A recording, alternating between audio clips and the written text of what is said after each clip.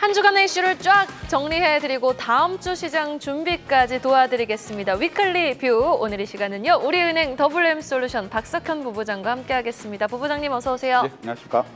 와, 진행을 하는 저로서도 오늘 한 주의 마지막 거래일까지 야무지게 3,020포인트까지 올라오니까 기분이 너무 좋은 것 같아요. 우리 시장 지금 6월 들어서 하루 제외하고 이렇게 꾸준하게 우상향을 그리고 있거든요.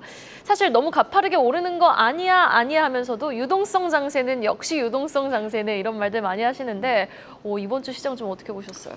일단 6월 들어서 어제까지 코스피가 10.4% 올랐는데 오늘 한 1.5% 정도 올랐으니까 네. 한 월간 상승률이 지금 12%까지 지금 올라갔고요. 해외 시장은 뭐 우리나라 시장 같지는 않습니다. S&P 500 지수가 어제까지 한 1.2% 올랐고 일본 시장도 한 1.4%, 중국은 상하이 종합지수 기준으로 한 0.4%, 유로스톡스 50 지수 같은 경우는 마이너스 3.2%를 기록을 하고 있습니다. 아무래도 중동 문제 때문에 좀 영향을 받고 있는 것 같고요.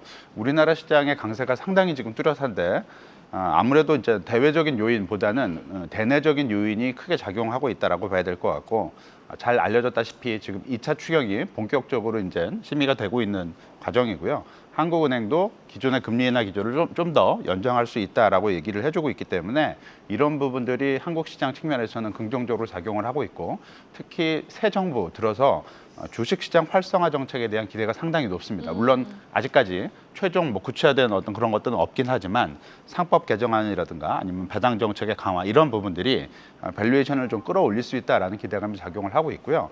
우리나라 시장 코스피의 PER이죠. 주가 수익 배율이 지금 그 선행 12개월 기준으로 10배를 넘어섰고 오늘 기준으로 하게 되면 한 10.1배 정도까지 올라갔을 것으로 추정이 되고 있습니다. 과거 역사적 평균 수준이 한 10배를 약간 넘는 수준이기 때문에 그 저평가는 상당 부분 해소가 됐다라고 봐야 될 것 같고요. 지금부터는 밸류에이션 상승이 추가적으로 이루어지기 위해서는 정책적인 효과 또는 기업이익의 상승 이런 부분들이 같이 이제 결합이 돼줘야 될 것 같고, 숫자가 좀 나와줘야 되겠네요. 예, 맞습니다. 그리고 대외적인 변수도 지금까지와는 달리 조금 더 긍정적인 방향으로 옮겨가야만 추가적으로 어떤 상승할 수 있을 것으로 예상을 할 수 있을 것 같고, 이 얘기는 코스피가 3,000포인트까지는 조금 탄력적으로 움직일 수 있어도 3,000포인트 이상에서는 약간의 어떤 등락 과정 그리고 매물 소화 과정 이게 어느 정도는 필요하지 않을까라고 볼 수 있을 것 같습니다. 네, 알겠습니다. 지금 3,000포인트에서는 어느 정도 숫자가 뒷받침돼줘야 되고 대외적인 요건도 좀 리스키한 부분이 상쇄되어야 한다라는 말씀을 해주셨잖아요. 저도 좀 동의를 하는 것이 지금 2021년 코로나 때 유동성 장세랑 지금이랑 비교하시는 분들 많단 말이에요. 근데 우리가 생각해 봐야 될 게 그때 당시에는 전 세계적으로 좀 금리 인하 기조 분위기가 강했잖아요. 맞습니다. 예. 그런데 지금 연준이 연내 금리 인하 2번 할지도 모르는 사실이잖아요. 예. 현 시점에서 연준의 행보에도 좀 주목을 해봐야 될 것 같은데 어떻게 보세요?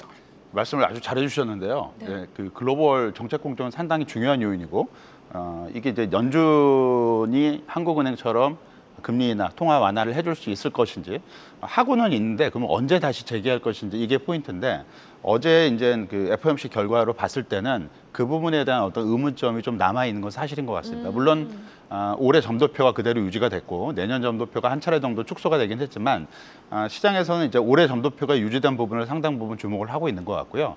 다만 그 점도표 결정에 참여하는 연준 위원이 19분 정도가 계시는데 이 중에서 한 그 8분 정도가 연말까지 금리 인하를 한 2차례 정도 해야 된다. 그래서 3월 달 FOMC 때 제시했던 점도표를 그대로 유지하는 쪽으로 의견을 냈기 때문에 점도표가 유지가 됐는데요.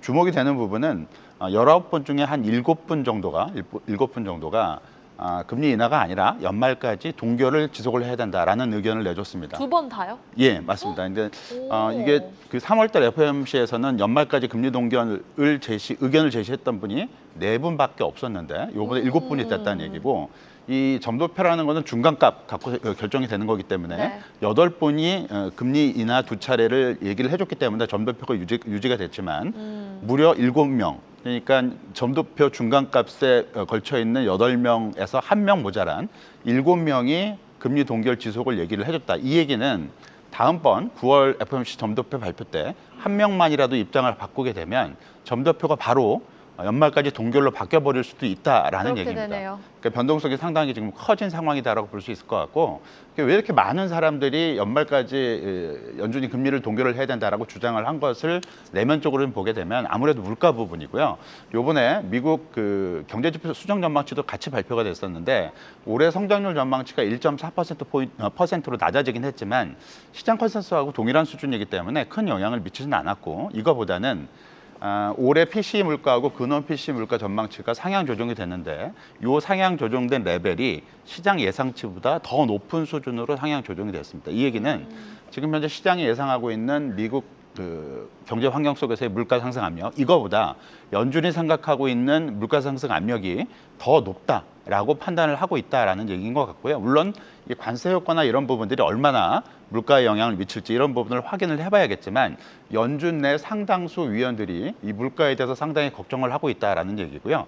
앞으로 발표될 물가 지표들의 동향에 따라서는 연준 내의 시각이 생각보다 빠르게 매파적으로 바뀔 수가 있다라는 얘기입니다. 이런 부분들은 앞에서 지적을 해줬듯이 한국은행만의 금리 인하가 아니라 연준의 금리 인하도 연말까지는 동반될 필요성이 있는데 이게 만일 동행이 되지 않고 연준이 현재 금리 인하를 배제를 하고 금리 동결을 지속을 하게 된다면 어느 시점에 가서는 한국 시장도 여기에 따른 영향을 받을 수밖에 없지 않을까라고 봐야 될 것 같고요. 이 부분이 시간이 좀 걸리더라도 앞으로 계속 주목을 해봐야 될 상황이 되지 않을까라고 볼 수 있을 것 같습니다. 네, 알겠습니다. 이제 관세 전쟁, 중동 전쟁 허들은 잘 무사히 넘어서 3,000피에 도착을 했는데 3,000피 이상을 바라보기 위해서는 이제 연준의 금리 인하 정책 허들까지 야무지게 좀 잘 넘어줘야 되겠다라는 생각이 또 3분기에 좀 들어가는 상황입니다.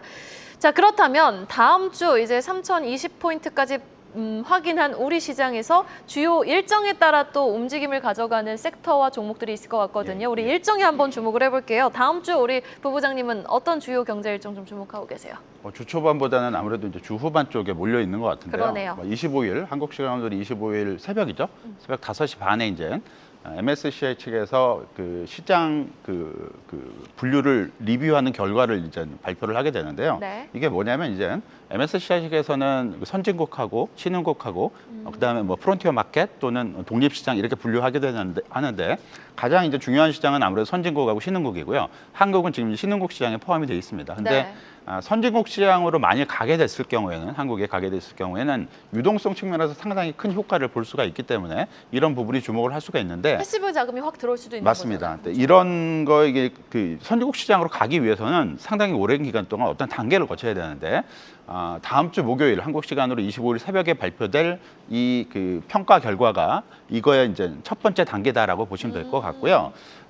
선진국 단계로 가기 위해서는 바로 가는 게 아니라 그러니까 워치리스트라고 해가지고 관찰 단계를 이제 거치게 됩니다. 네. 그 리스트에 포함이 될지 안 될지를 다음 주 목요일 날 결정해서 발표할 가능성이 있다라고 봐야 될 것 같고, 근데 오늘 새벽에 이제 이미 평가의 어떤 그 기본적인 어떤 그 토대는 결과는 발표를 했습니다.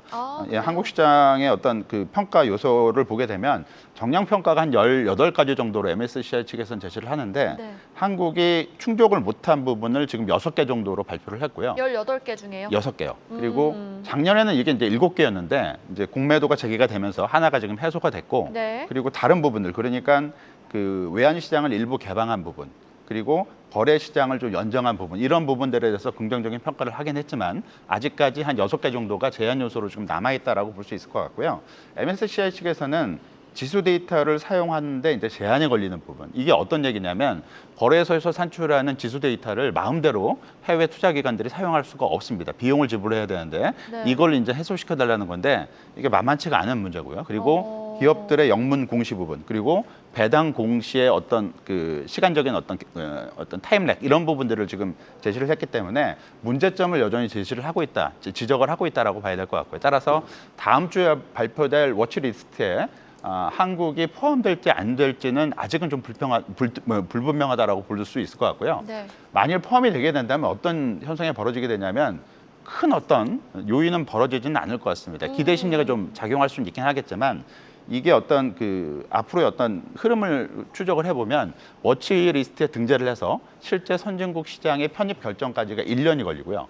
그리고 편입을 결정하고 나서 실제 자금 이동을 일으킬 만한 그 편제가 이루어지기까지는 1년 이상의 시간이 걸리기 때문에 네. 아무리 빨라야 2027년 이후라고 봐야 될 것 같고요. 이런 부분들은 기대감 이외에는 어떤 실제 어떤 영향력을 미치는 어떤 조치나 유동성 이동 효과는 제한적일 것이다라고 보고 있기 때문에 너무 큰 기대를 갖지 말아야 된다라고 볼 수 있을 것 같습니다. 네, 알겠습니다.